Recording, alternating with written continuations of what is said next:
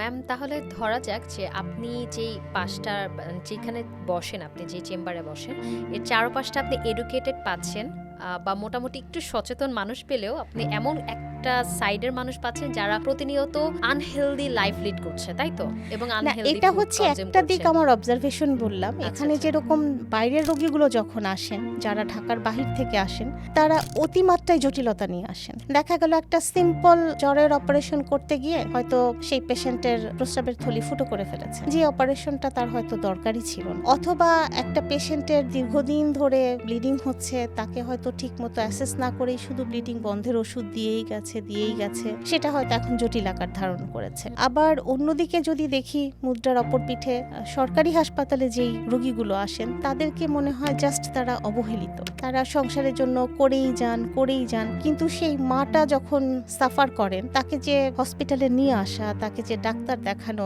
আমার মনে হয় এই জিনিসগুলোতে বেশিরভাগ ক্ষেত্রেই মায়েরা অবহেলিত।